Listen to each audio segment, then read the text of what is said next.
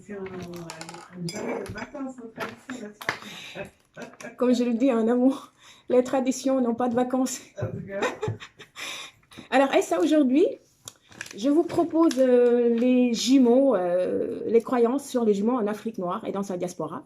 belle idée. Alors, la naissance des jumeaux a toujours suscité de sentiments différents d'une population à une autre chez les négro-africains, ainsi que dans sa diaspora. Alors, chez certaines populations, deux ou plusieurs âmes nées du même ventre le même jour suscitent le bonheur de la famille, des amis, de l'entourage, etc. Ils sont porteurs de chance, ce qui fait qu'ils sont respectés, vénérés, estimant qu'ils sont le fruit d'une bénédiction divine. Par contre, chez d'autres populations africaines, les jumeaux sont craints, oui, parce qu'on leur attribue des pouvoirs maléfiques, destructeurs. Ils sont considérés en fait comme des porteurs de poisse. Cependant, on les appelle serre en Wolof, les jumeaux, Ndale chez les Akans, Hamba, c'est-à-dire chez les populations côtières de Madagascar, ou Amba en Antananarivo, Venavi en Mina et Ewe au Togo, Marassa en Haïti et en Peul, ou en tout cas, comment on l'appelle ici? Je ne sais pas. Tu sais pas? Fulbe. Fulbe? C'est ça? Ah bah ça, Je crois que c'est ça, je crois. on va vérifier après. Alors, prenons l'exemple de quelques populations africaines de l'Est, pardon, du centre et de l'Ouest. Je me réfère au Bénin et une partie du Ghana chez les Akans, au Togo chez les Mina et Ewe, ou au Nigeria chez les Yoruba. Ces populations considèrent les jumeaux comme des immortels. Pour ces populations, les jumeaux sont immortels. Alors, des attentions particulières attestent un profond respect, d'où une véritable adoration pour les jumeaux. Ils sont des êtres parfaits. Ils sont considérés comme des êtres parfaits et ils sont très importants pour la famille et seraient capables de leur apporter une protection, des solutions aux problèmes, notamment la stérilité, la maladie, le mariage, l'emploi, etc. Et ils sont considérés aussi par ces populations comme des demi-dieux, parce qu'il y a tout tu me diras en fait comment le sont-ils. En effet, lorsqu'un jumeau meurt dans son enfance, on lui sculpte une statuette que les Yoruba du sud-ouest du Nigeria appellent Ibedi. Ouais. Ces statuettes représentent la présence du défunt jumeau dans sa famille, parce qu'il est toujours présent de façon constante. Et si ce sont deux jumeaux qui meurent, ce sera deux statuettes qui seront sculptées pour toi, et idem pour trois jumeaux, etc. Ainsi, la maman des jumeaux doit porter la statuette ou les statuettes partout lors de ses déplacements. Que ce soit partout? tous les jours. Même si elle va travailler tout ça? Bah ouais, dans les champs, au marché, à la rivière, tous les jours. D'accord?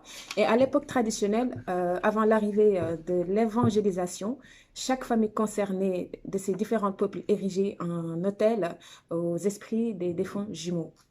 Au moment du repas, par exemple, on doit, parce qu'il y a d'autres populations, il y a certaines qui continuent à le faire, d'autres, ils ont arrêté, malheureusement, avec le christianisme. Ouais.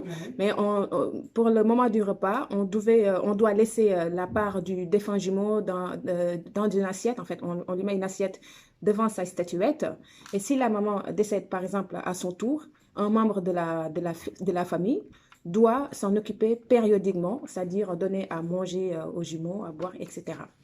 Et toutefois, le repas est connu pour être en général un mélange d'haricots, d'huile de palme, parfois, chez certains, ou bien des biscuits, ou bien de l'eau, du maïs, des sucreries, etc.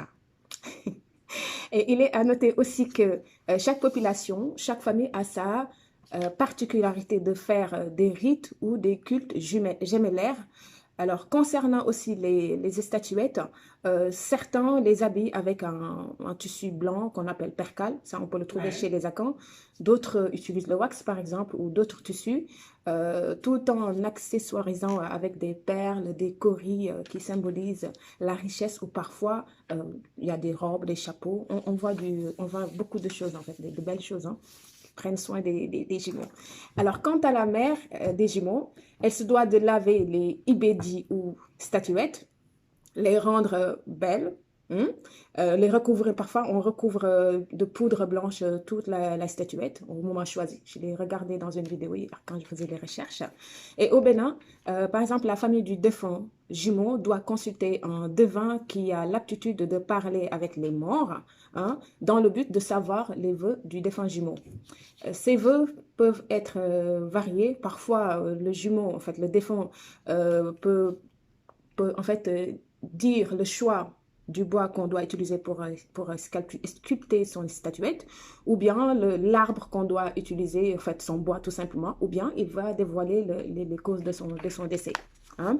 Alors, une fois qu'ils aient vu aussi le jour, ils font partie intégrante de la famille, et même la mort physique ne les fera pas oublier, puisqu'il y a des statuettes qui représentent les jumeaux. Parce que parfois, soit les statuettes pour les garder, j'ai découvert qu'en fait, il y en a certaines femmes qui les mettent dans une bassine d'eau et qui qui l'installent dans leur chambre à coucher, et d'autres ont leur hôtel tout simplement.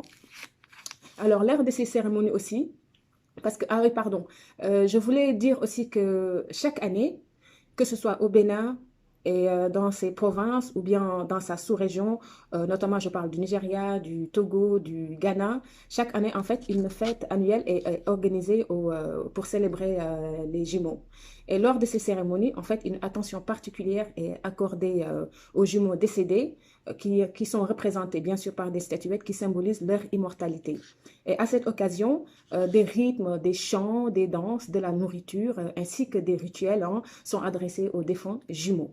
Et toutefois, en se référant en Haïti, il existe des rituels associés aux jumeaux qui sont considérés comme des iwa, c'est-à-dire en fait c'est les esprits de la religion vaudou qui sont très puissants et très influents. Et les familles haïtiennes ayant des jumeaux dans leur lignée doivent faire des offrandes en faveur de ces derniers une fois par an, soit le jour de Noël, ou soit le 4 janvier, ou bien soit le samedi saint.